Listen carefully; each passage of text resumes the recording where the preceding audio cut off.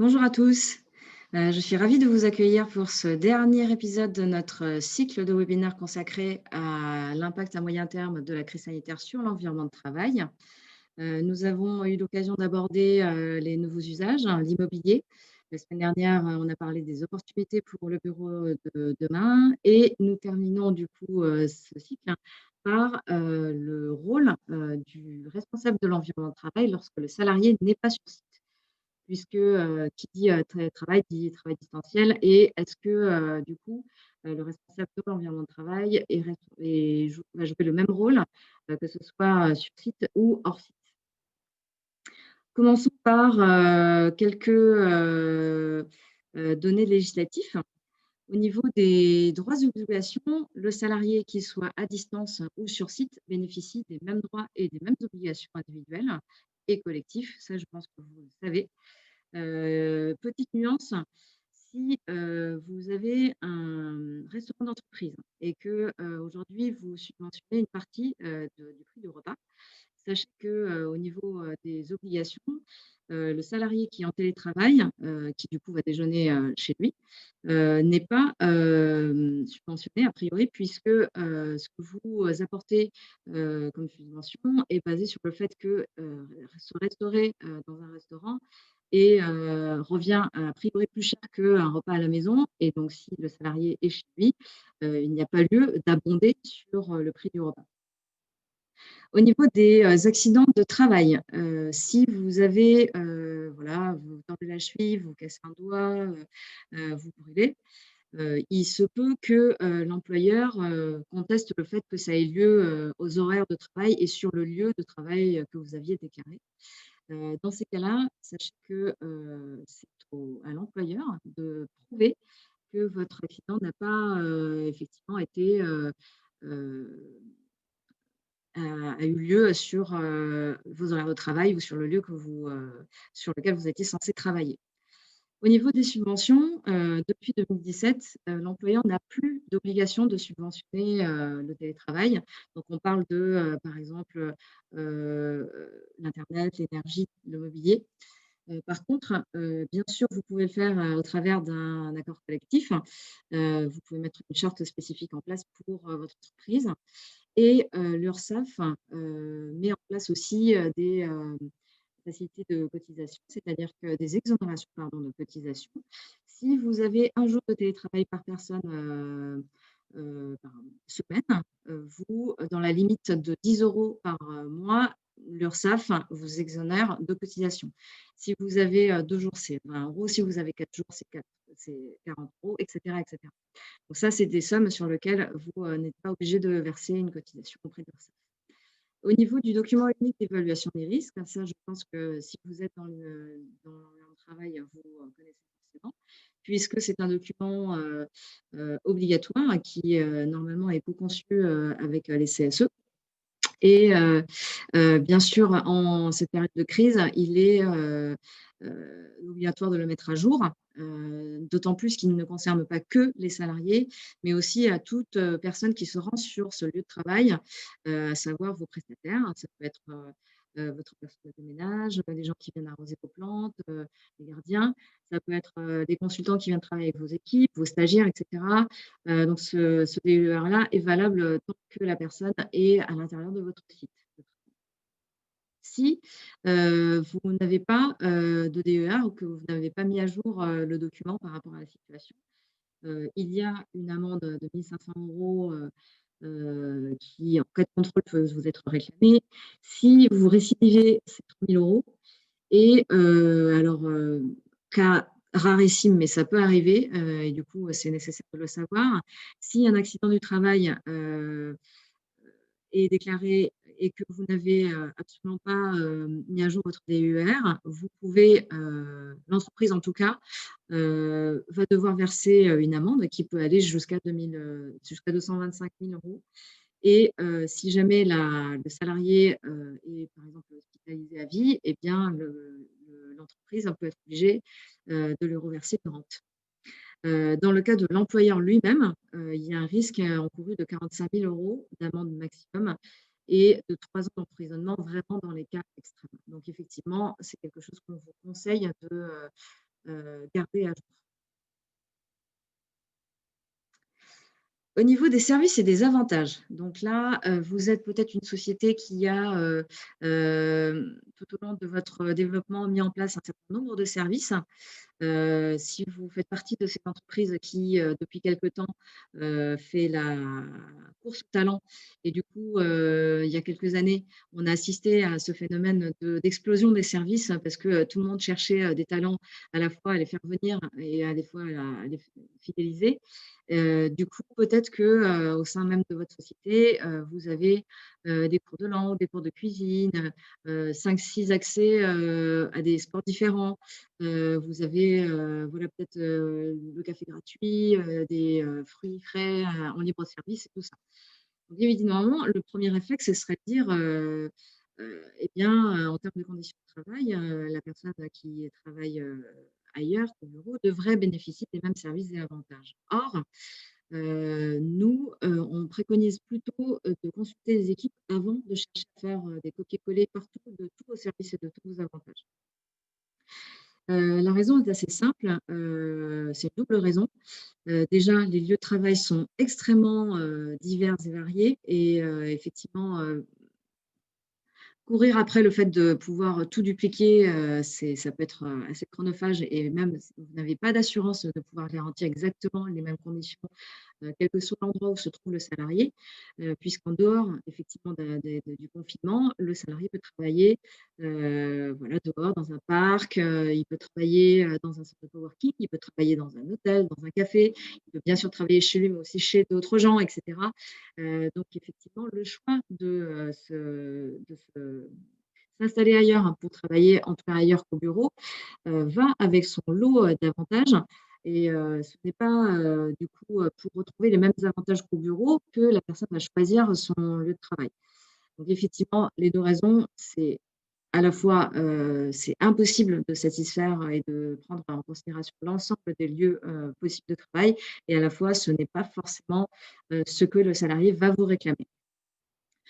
Typiquement, si, par exemple, votre salarié, décide de, travailler pendant une matinée dans un café et que vous, vous offrez le café, chez vous, dans l'entreprise, il est possible qu'il ne vous réclame pas ou en tout cas qu'il ne vous apporte pas une note de frais avec, tous les cafés qu'il aura consommés à l'intérieur du café, sous prétexte que, normalement le café est offert, au sein de l'entreprise.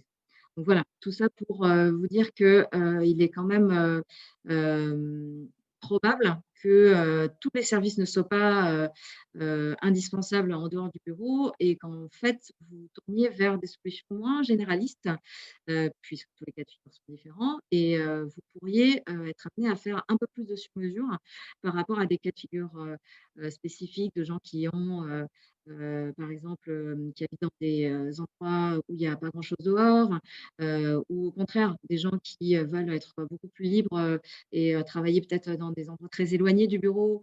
Voilà, il peut y avoir aussi, des services qui aujourd'hui ne sont pas en place chez vous, que vous serez amené à mettre en place à la demande des gens. Donc laissez peut-être aussi, sonder, vos, équipes, hein. Essayez peut-être de venir aussi pour voir, si c'est indispensable ou pas de tout dupliquer.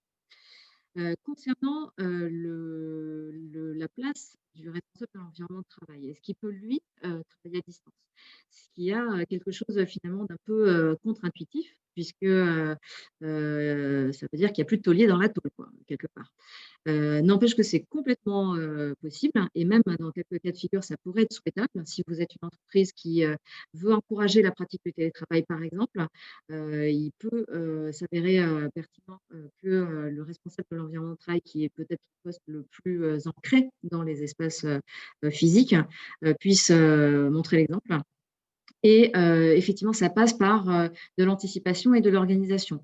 Donc si, vous, avez l'habitude,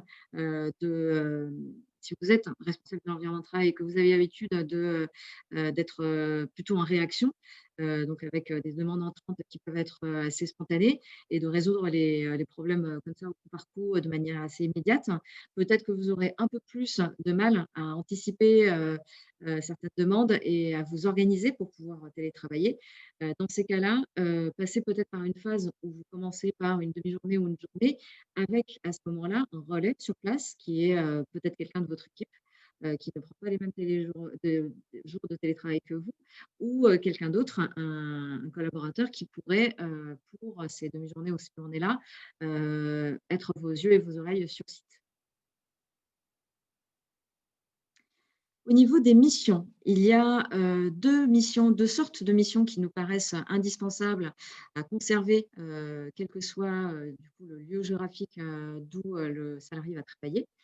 La première mission concerne, le fait de veiller à ce que tous les salariés puissent bénéficier des conditions de travail satisfaisantes. Ça concerne bien sûr l'ergonomie, donc c'est le mobilier, c'est les accessoires aussi, qui, permettent de travailler dans de bonnes conditions. C'est, bien sûr le matériel informatique, donc ça, c'est peut-être aussi, une co-responsabilité avec votre DSI. Et au niveau de l'environnement, veiller à ce que, les gens puissent, bénéficier d'un environnement naturellement éclairé et qui ne travaillent pas dans un KGP sans fenêtre et sans arrivée et renouvellement d'air. Bien sûr, sur ce volet-là, on a une obligation, enfin, vous avez une obligation, de moyens, mais pas de résultats.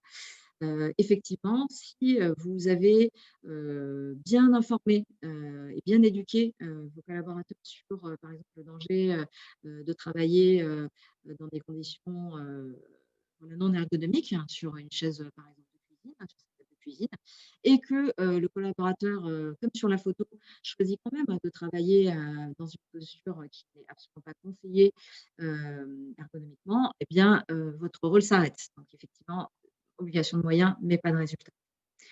L'autre, volet, c'est, la préservation de la culture d'entreprise, hein, donc qui est, souvent, quelque chose de prioritaire pour, les services RH. Comment est-ce qu'on va pouvoir préserver cette culture alors que les gens ne se voient pas forcément en physique, de manière quotidienne?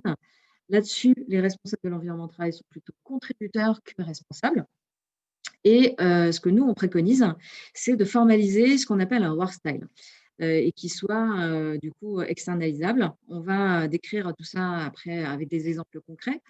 Ce qu'on appelle un work style, c'est, la façon de travailler qui est propre à votre entreprise et propre à votre ADN de marque. Peut-être que vous avez déjà dans votre, alors sans dire que vous êtes forcément une entreprise à mission, mais peut-être que vous avez, déjà, quelque part, dans votre intranet, une sorte de, fiche, quelconque avec, ce que contient l'ADN de l'entreprise, les valeurs, et cetera. Ce que l'entreprise va prôner, en termes d'attitude, notamment de la part des collaborateurs, en termes de, choix de, recrutement et cetera. Ça peut être décliné du coup sous forme de, workstyle.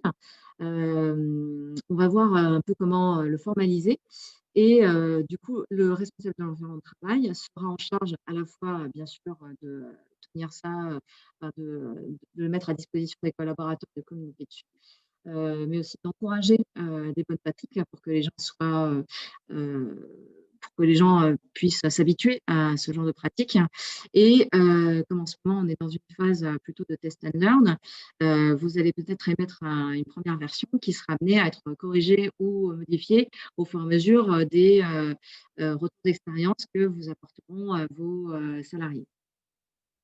Donc comme d'habitude chez Divo, on aime bien vous plonger dans un cadre appliqué et concret. Si vous avez, suivi l'ensemble de nos webinaires, vous connaissez sans doute les entreprises X et Y dont on s'est servi, pour décrire des cas de figure immobiliers et des situations, d'optimisation immobilière. Eh bien, nous allons récupérer, ces entreprises-là, X et Y, pour décrire des cas d'études dans, effectivement le rôle du responsable de l'environnement de travail. Pour rappel, l'entreprise X, hein, c'est une, jeune entreprise qui est en forte croissance et qui a à peine quelques centaines de salariés, donc on est entre 200 et 300 salariés.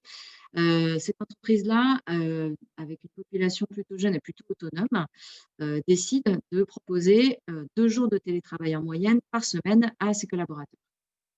Dans ces cas-là, on va vous décrire comment est-ce qu'elle choisit d'adapter les conditions de travail et comment est-ce qu'elle va formaliser son work style.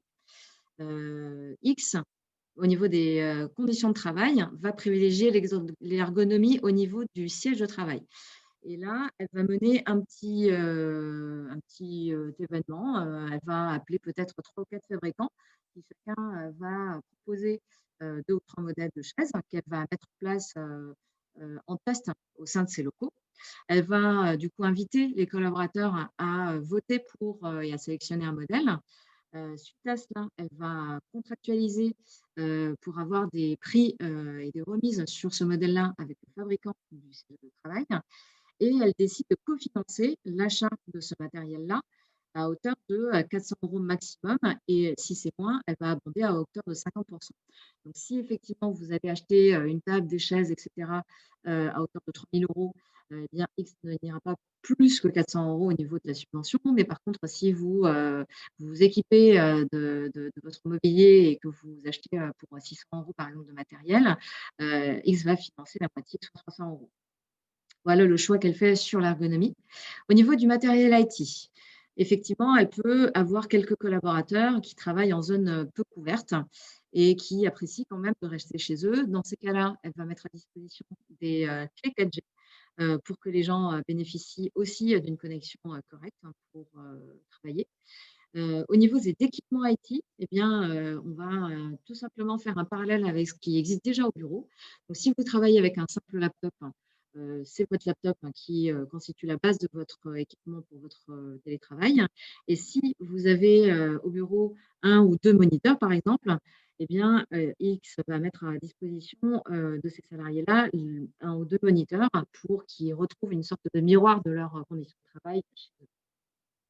Au niveau de l'environnement et donc de l'espace de travail, là, X va éditer un petit guide, qui sera remis aux collaborateurs, donc soit un guide papier, soit un guide intranet, dans lequel on va retrouver des conseils, notamment pour lutter contre les méfaits de la sédentarité.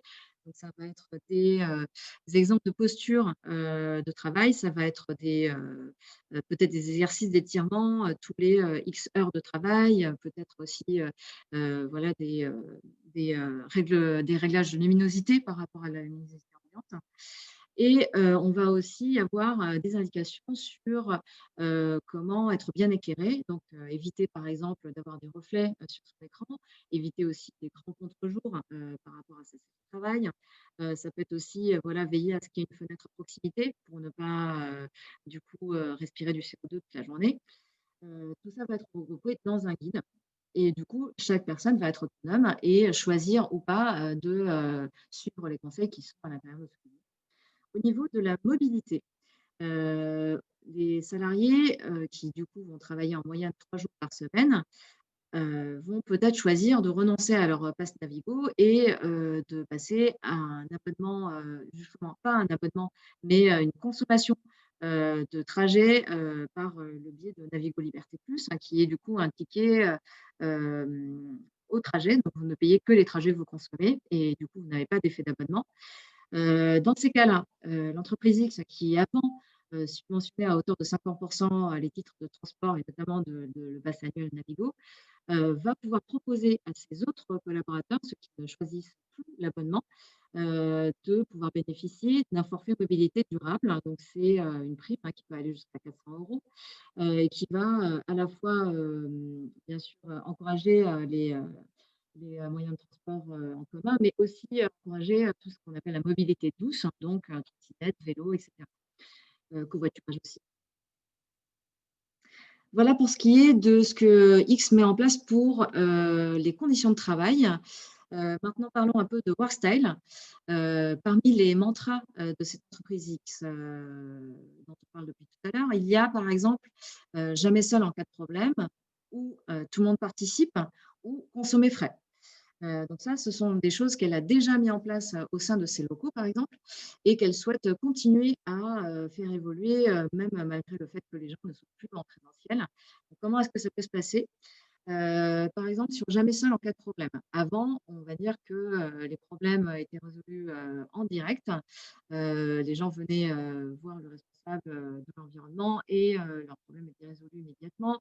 Il n'y avait pas forcément d'outils de traçabilité des demandes et on n'avait pas forcément de data, de retour, de feedback, sur, ces demandes-là et la résolution des problèmes.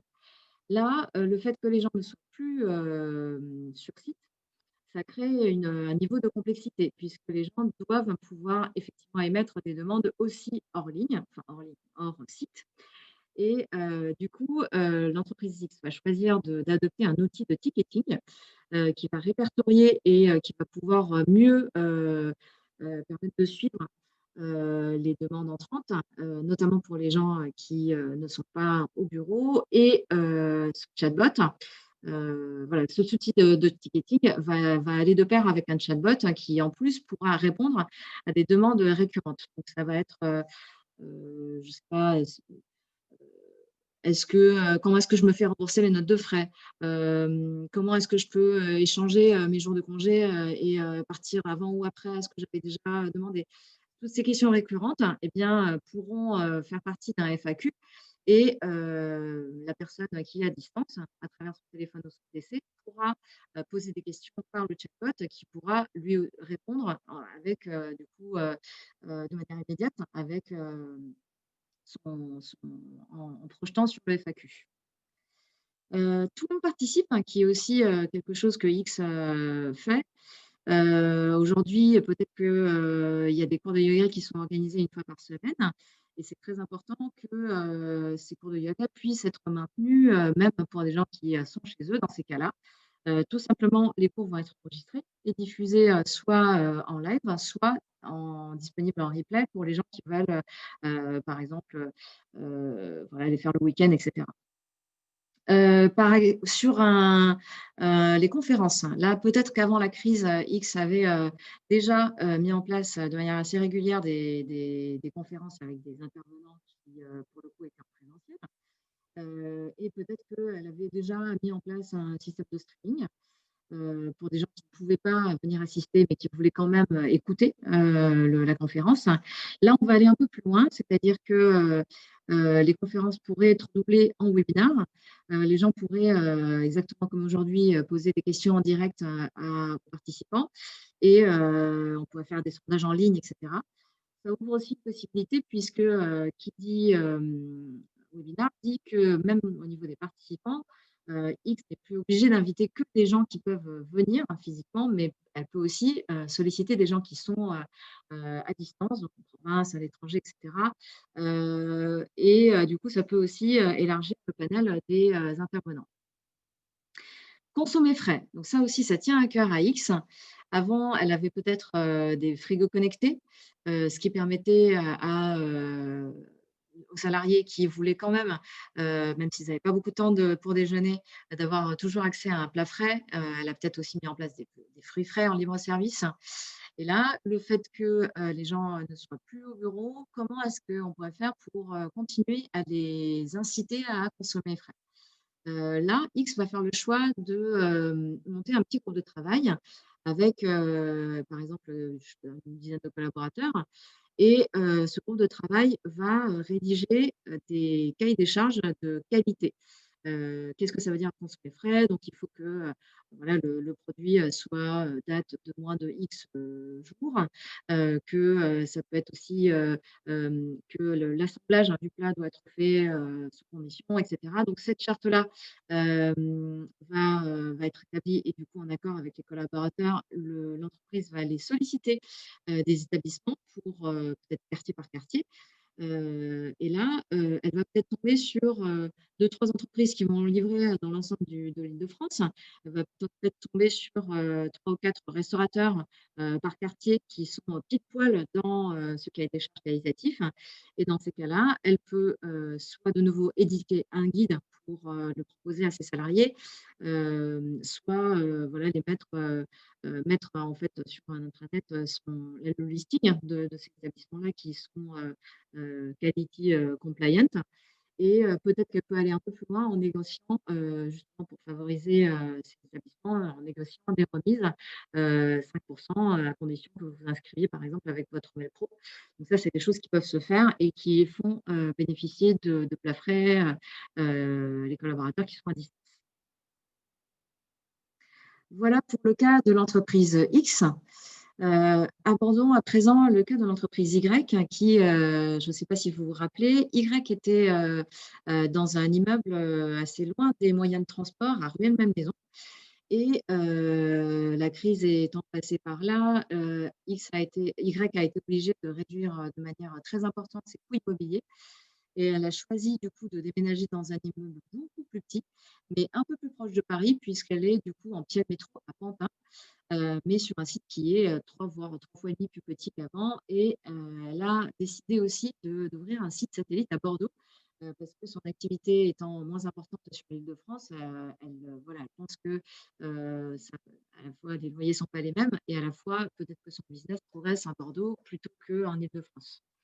Dans ces cas-là, comme, là, elle a fait on va dire un bon coup immobilier, cette entreprise Y, elle va choisir, alors là, pour le coup, elle oblige, ses salariés à faire 3 jours de télétravail par semaine et c'est avec, effectivement ces 3 jours, qu'elle a fait son, estimatif sur le besoin en termes d'immobilier et là, vous pouvez assister à des phénomènes où, votre CES va vous, reprocher à la direction en tout cas de, peut-être remettre tous les frais immobiliers, que ce soit bien sûr le coût des loyers, mais aussi, le coût de l'énergie, de l'internet et cetera sur, entre guillemets, «sur le dos des collaborateurs». Ça peut arriver et là, dans ces cas-là, Y, se retrouve à devoir accompagner, la mise en place de ce télétravail-là de manière beaucoup plus, à la fois progressive et à la fois plus importante que l'entreprise X. Surtout si elle a une population, peut-être qui n'a jamais, télétravaillé auparavant, qui s'est retrouvée pendant la crise à télétravailler et qui au final, n'a pas plus, apprécié ça, ou en tout cas, ne sollicite pas la direction pour, exercer, forcément à distance. Là, dans ces cas-là, il faut des mesures d'accompagnement, plus importantes. Par exemple, sur le plan de l'ergonomie, donc Y, avec le déménagement, s'est séparé, bien sûr, parce que l'immeuble d'arrivée est beaucoup plus petit, s'est séparé d'une partie de son mobilier et là, elle a proposé à ces salariés-là, qui, travaillent du coup, plus de la moitié de leur temps à domicile, de récupérer, un certain nombre de mobiliers. Donc évidemment, les sièges de travail, c'est le plus facile à récupérer. Donc là, l'entreprise va mettre à disposition, des salariés, tous les sièges en trop qu'elle avait, sur, son précédent, immeuble. Les bureaux, c'est un peu plus difficile parce que, peut-être que c'est votre cas aussi. Aujourd'hui, souvent les bureaux, sont par 2 ou par 4. Ce sont presque des sortes de plans de travail dans lequel on a, voilà, des nourrices et cetera. Mais en fait, les plateaux sont liés entre eux, donc là, c'est beaucoup moins, facile de pouvoir, les mettre, à domicile, des collaborateurs. Mais par contre, les sièges, c'est quand même, bon, moyennant un déménagement, voilà, c'est facile à emporter. Au niveau, donc du coup, pour les postes de travail, Y va fournir aussi ce qu'il faut, pour les salariés, puisqu'on est sur plus de la moitié du temps, chez eux. Pour se prémunir des, fameux troubles musculo-squelettiques qui sont, un des principaux, motifs d'arrêt de travail, hein, puisque c'est un arrêt sur 3, les TMS aujourd'hui. Eh bien, l'entreprise Y va choisir de, faire appel à un ostéopathe une fois par mois. Hem, donc le dispositif, ça peut être, par exemple, ouvrir un calendrier Outlook dédié et les collaborateurs vont s'inscrire sur, des créneaux peut-être de 20 minutes ou une demi heure avec, l'ostéo, de la même manière qu'ils réservent une salle de réunion, sur Outlook et du coup, ce jour-là, ça permet aussi à tout le monde de se retrouver un peu plus, au bureau. On peut faire un petit événement autour de ça et du coup, l'entreprise, voilà, par, l'intermédiaire de l'ostéo, prend soin de ses salariés également. Sachez, petit quick win, que, bon nombre d'ostéopathes, font, rembourser, jusqu'à 2 séances par an, je crois, par la sécu. Donc, renseignez-vous. Peut-être que vous n'êtes pas obligé de faire appel à la mutuelle ou quoi que ce soit. Non, par la mutuelle, pardon. Peut-être que vous n'êtes pas obligé de débourser quoi que ce soit, puisque, certains ostéopathes vont, heu, voilà et additionnés à la mutuelle, vont être pris en charge à 100. Le matériel IT, là, on est, sur un changement d'équipement. C'est-à-dire que, si vous avez une vieille box, par exemple, Y va vous rembourser, donc peut-être par note de frais, vos frais d'installation d'une nouvelle box plus puissante, et plus rapide. Par contre, pour tout ce qui est matériel informatique supplémentaire, donc peut-être que Y a une population, plus sédentaire, que X précédemment et que, les gens ont l'habitude de travailler avec, des imprimantes de proximité, peut-être un broyeur à papier et cetera et là, dans ces cas-là, pour ne pas non plus exploser les frais en termes de pour doubler en tout cas tous les équipements, et bien, le choix, de mettre à disposition, du matériel supplémentaire par rapport à une configuration de travail standard, va être soumis à l'accord du manager. Donc le collaborateur qui souhaite avoir une imprimante de proximité, par exemple, fait une demande auprès de son manager qui, si, la demande est approuvée, et bien, l'entreprise Y va, lui permettre de repartir avec une imprimante. Au niveau de l'environnement, là, l'entreprise Y a voulu bien faire les choses. Elle a carrément sollicité une architecte d'intérieur, pour, faire, un petit tuto, donc spécifiquement pour l'entreprise avec, tous les conseils et tous les erreurs à éviter pour bien aménager son espace de travail, son coin bureau à l'intérieur de son appartement ou de sa maison. Et là, effectivement, vous avez, peut-être, du coup, un conseil plus approfondi que dans le cas d'un guide, puisque, l'architecte va, prendre plusieurs cas de figure et décrire, cas par cas, comment, faire attention à l'éclairage, à la posture et cetera. Par ailleurs, sur ce volet environnement, l'entreprise Y avait avant un restaurant d'entreprise et sur son site à Pantin, aujourd'hui, elle a aussi un restaurant d'entreprise. Sauf que, comme ce qu'on a évoqué précédemment, si vous n'êtes pas en télétravail, vous avez une subvention pour aller au restaurant. Si vous mangez chez vous, vous n'avez aucune subvention et dans un souci, du coup d'égalité, Y va choisir de transformer la subvention, auprès du restaurant d'entreprise en ticket restaurant. Et là, dans ces cas-là, même les gens qui sont à distance peuvent, bénéficier, de ces subventions. Au niveau de la mobilité, donc rappelez-vous, Y était à Rueil-Malmaison, assez loin du transport, donc finalement, un bon nombre de salariés, n'avaient pas d'autre choix que de venir en voiture et suite au déménagement, Y se retrouve, beaucoup plus près d'un métro et dans ces cas-là, elle se dit: «Tiens, c'est peut-être le moment, d'encourager, le choix, du transport, vis-à-vis des gens qui, ont gardé leur voiture». Et le choix qu'elle fait, c'est, de du coup prendre en charge plus de la moitié qui est, du coup le standard, hein, dans les entreprises. Là, elle va choisir de prendre plus de la moitié, soit 75 de l'abonnement annuel du pass Navigo pendant 1 an, si les personnes choisissent d'abandonner leur voiture et de venir plutôt en métro ou en bus ou en train. Bien sûr, ça ne concerne pas 100 des collaborateurs. Ceux qui venaient déjà en transport, du coup, ça ne change rien pour eux. Par contre, ceux qui, effectivement troquent leur voiture pour un pass Navigo, ah là, ils sont, un peu plus, aidés par l'entreprise. Donc voilà ce qui en est des conditions de travail et au niveau du work style, donc on va dire que cette entreprise Y, elle a des guidelines qui sont, «Ensemble, on va plus loin», prendre soin des nouveaux et favoriser les synergies. Donc dans ces cas-là, eh bien, on va essayer de traduire un workplace, et un workstyle, pardon. On va faire le choix pour ensemble, on va plus loin, de constituer une communauté de télétravailleurs. Puisque, plus de la moitié de la semaine, les gens sont chez eux. Alors, dans ces cas-là, ça vaut quand même le coup, que, les uns et les autres puissent s'aider, en s'apportant, des conseils, en s'évitant des pièges, peut-être en échangeant aussi quelques bons plans, pourquoi pas, si vous habitez à côté de, vos collègues, avoir, du coup un outil pour, faciliter, le fait d'aller déjeuner ensemble, le midi si vous êtes tous les 2 en télétravail par exemple ou à plusieurs. Voilà. Et en plus, il se trouve que, certains membres, du CSE, vont, pouvoir, participer à cette communauté et remonter de manière un peu plus, rapide et peut-être plus facile, des soucis à la direction. Mettons que, vous mettez en place, le télétravail sur 3 jours, et que, au bout de 3 mois, vous vous rendez compte que, ça se plaint beaucoup, que les gens ne sont, pas ni habitués aux outils par exemple, ni, dans de bonnes conditions de travail chez eux, parce qu'appartement trop petit et cetera.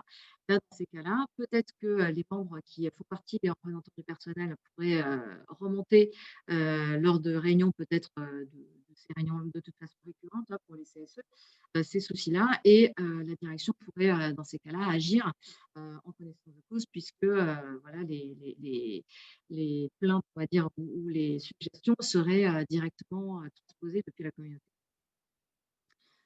Pour prendre soin des nouveaux, peut-être que c'est votre cas aussi. On a dernièrement assisté, à beaucoup d'onboarding en télé-onboarding justement. C'est pas simple. Nous, ce qu'on entend de la part de nos clients, c'est que, franchement, c'est pas très intuitif et parfois, c'est pas forcément très apprécié par, celui qui est onboardé. Et du coup, le Y va, choisir un autre type de, parrainage. Peut-être qu'avant la crise, elle avait déjà mis en place un parrainage, et que, le parrain ou la marraine était choisi en fonction de, des proximités métiers, ou, des affinités et cetera, par rapport au nouvel entrant. Là, il peut y avoir un critère supplémentaire, hein, qui est le même rythme de télétravail. Pour que le nouveau et son marin ou sa marraine puissent, mieux collaborer et que, la marraine ou le parrain puisse mieux transmettre, il est, souhaitable pour EREC que, le nouveau et le marin ou la marraine puissent avoir les mêmes jours de télétravail. Si, dans les 3 jours, heu, voilà, le nouveau choisit, de télétravailler le lundi, le mercredi et le jeudi, eh bien, on va faire en sorte de lui choisir un parrain ou une marraine qui aura les mêmes jours que lui, en télétravail, à savoir le lundi, le mercredi et le jeudi. Et comme ça, hem, pendant 3 jours, ils peuvent collaborer sur des outils, type, Teams, Zoom et cetera. Et pendant les 2 jours, c'est-à-dire le mardi et le vendredi, ils peuvent, se voir en présentiel au bureau puisqu'ils sont, sur le même rythme. La durée d'accompagnement aussi, peut-être avant, on avait un système de parrainage qui durait 1 mois. Là, on va choisir peut-être, Y, de, prolonger alors, de 15 jours, voire d'1 mois, la durée d'accompagnement, s'agissant du coup voilà, de mieux accoutumer le nouveau à la fois des principes qui sont, sur site et des principes hors site.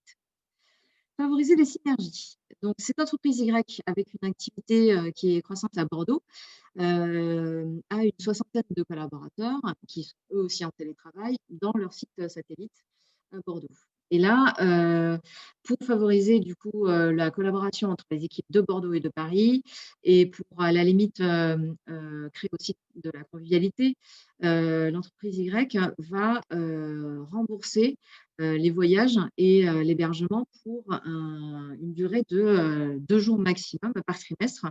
À savoir que, hors projet ensemble, si vous avez juste envie d'aller voir vos collègues à Bordeaux, si vous êtes à Paris par exemple, vous avez, le droit, une fois, par trimestre, pendant 2 jours, donc une nuit, de vous faire rembourser à la fois, votre train et votre hôtel par l'entreprise, sans avoir à justifier d'un motif professionnel. Donc bien sûr, il faut quand même que ce soit, du présentiel, sur site, hein, donc c'est pas non plus un voyage, gratuit à Bordeaux. Mais par contre, vous pouvez, choisir, par exemple, si vous avez, d'anciens collègues, qui, sont volontairement partis à Bordeaux alors qu'ils travaillaient avec vous dans l'équipe à Paris, eh bien, c'est l'occasion, donc offerte par l'entreprise, d'aller les retrouver pour travailler quelques jours ensemble par trimestre. Voilà le genre d'initiative que, l'entreprise Y peut mettre en place pour, aller dans son workstyle. Voilà, il nous reste 5 minutes pour vos questions. Alors, effectivement, les gens qui n'étaient pas, au début, qui sont peut-être arrivés en cours de présentation, sachez que vous allez recevoir un replay qui vous permettra, du coup de rattraper le début. Et pour, tous ceux qui sont en réflexion, Sur cette partie, à la fois work-style, conditions de travail, pour, les personnes à distance, sachez que, bien sûr, vous pouvez nous solliciter, soit entièrement parce que, vous sentez qu'il faut, parce que c'est, je ne sais pas, peut-être que ça peut être aussi de la part de vos collaborateurs une demande. Là, dans ces cas-là, vous pouvez nous appeler. Nous vous aiderons à monter à la fois votre work-style et à mettre en place des conditions de travail. Et si vous avez déjà commencé un petit atelier, mais que vous peut-être manquez de temps pour, hem, voilà, typiquement, vous avez, comme l'entreprise X, hein, vous avez, le thème de, manger sain et que vous n'avez pas le temps de shortlister, des établissements ou au contraire, vous voulez, benchmarker, par exemple, des solutions technologiques de travail à distance, nous pouvons aussi intervenir sur, tout ce qui est mission ponctuelle, donc pour vous aider, soit dans le cadre d'une sous-traitance, soit, pour vous faire, gagner un peu de temps et cetera. Vous avez du coup mes coordonnées. Je vois qu'il y a pas de questions. Si, vous avez, demain, après-demain, dans un mois, des questions, n'hésitez pas à nous solliciter. Peut-être que vous le savez déjà, mais, pour toute la partie, environnement post-crise, chez Divo, nous proposons un audit gratuit de votre environnement de travail. Nous venons sur site. Alors, évidemment pas en ce moment, c'est un peu difficile parce qu'on ne fait même pas partie du cadre du BTP, mais dès qu'on sera de nouveau déconfiné, on peut très bien passer sur site avec vous, regarder un peu ce qu'on peut faire à la fois en termes, d'usage, d'optimisation immobilière, de work style et cetera. Donc cette partie-là, elle est offerte, quelle que soit votre décision après de passer à l'action ou pas. Très bien. Eh ben, écoutez, merci beaucoup de nous avoir suivis pour ces 4 webinaires. Nous avons, dans, le mois qui suit, l'intention, de partager aussi avec vous, certaines, bonnes pratiques sur la gestion de projet. Peut-être que vous avez, une idée en tête, mais, que vous ne savez pas par quoi commencer, pour aboutir à une transformation de votre mode de travail, de votre, univers, et de l'environnement de travail. On va vous donner, je pense que ça va prendre la forme d'un petit, de 10 points essentiels, qu'on diffusera par mail, je pense, que vous pourrez peut-être télécharger sur notre site, hein, ça la forme, on ne l'a pas encore définie, mais qui vous, mettront un peu le pied à l'étrier et qui vous, j'espère qui vous, permettront d'éviter quelques pièges, quand on se lance, dans ce genre, de projet. Voilà, merci encore, portez-vous bien et j'espère à très bientôt.